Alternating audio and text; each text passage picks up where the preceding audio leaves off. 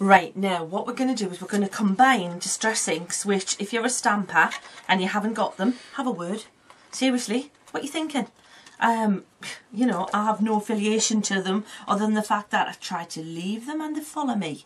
I've got 3 colours here. Chip Sapphire, I've got Crushed Olive, and I've got one of them from the limited edition sets of 3, Picked Raspberry. Absolutely gorgeous. So I'm going to take the lids off there. It's important you remember to put the right lids on the right distress inks.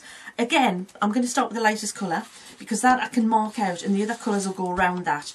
If you start with dark colours and then you try and put the light on top, you're going to hide into nothing. Whatever's the darkest colour will be the darkest colour. You'll never get this pure colour again. So mark out with your light colours first, and it's random, look, see, and you're using less than you think. So that's good, seriously. You're probably thinking, you're joking, Sheena. Not so good, but I'm happy, and I'll show you why.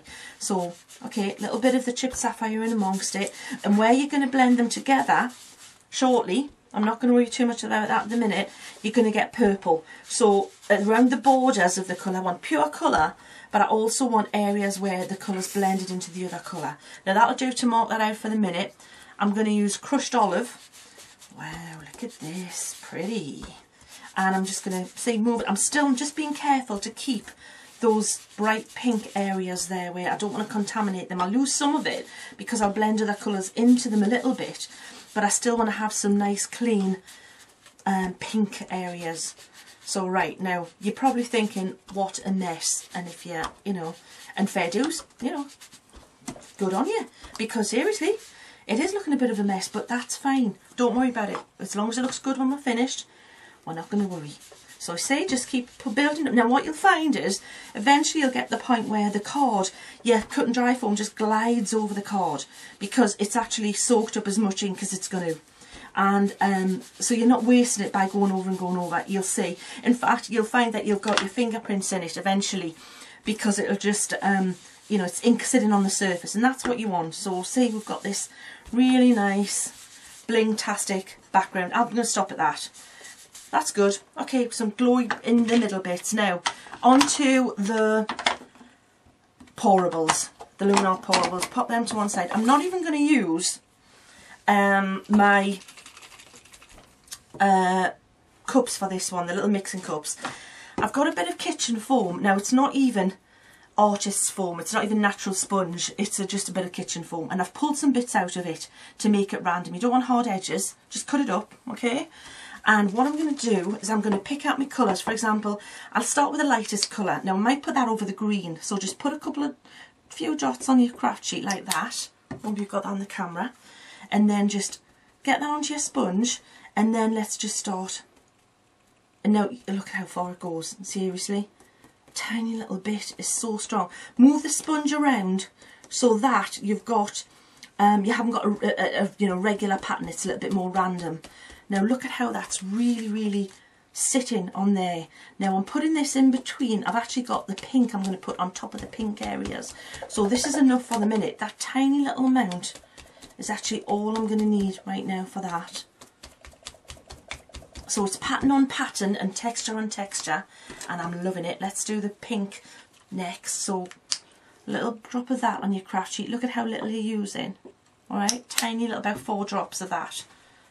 Pick that up on your sponge. Don't worry, I'm not worrying about it. If you start with a lighter colour, you're not going to contaminate the darker colours as much. If you do it the other way around, you're in more trouble. So can I see how that's really intensifying that ink, that base? So again, the distress inks are making this product go further because you're using a bit of each, really. So I've got that going on there. Just come outside the pink area as well, and then finally the purple. So 4 drops of that. Now I haven't wet the sponge, notice, because if I wet the sponge I'll get a different kind of texture. If you want this to blend in a little bit, you can always give it a spray.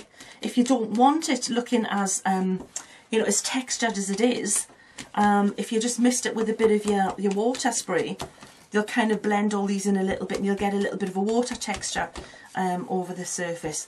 But I'm liking this a lot because it's different to what I would normally do with just either the sprays or the distress inks or the combination of them both. It just gives it depth and interest. So right, that's all I'm going to do there. So again, how little of the product I used, and you'll find that you won't see the mica really shine until you get rid of the moisture. So don't be disappointed if you think, oh, not much reflection, should I use more? Don't waste it. Dry it, then get a look at it, and you'll see you didn't need more. Just dry the back, just to try to flatten it out a little bit. And I'm using my embossed heat tool here. All of these products here, the Sheena products, again, Sheena.tv. You'll find all the information for them. You won't buy them on there, but I'll give you a link to where you can buy them. And then, look, wow. Hope you're getting that. You're getting that. Yeah, not from the cameraman. Oh, look, see now what you've got all those different coloured pigments and micas on top of the colour underneath.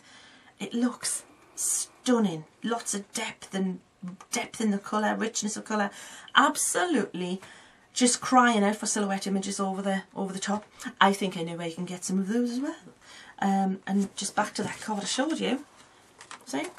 Just dead easy. Don't have to do anything fancy. The only thing I did was a couple of them are actually painted with the dark purple. So, you know, when you just drop a little bit on your craft sheet again, paint around a little bit with a round brush, blank in the fairy wings if you want, a few dots of the glitter just for fairy dust, and you're done. And there you have it. Thank you very much.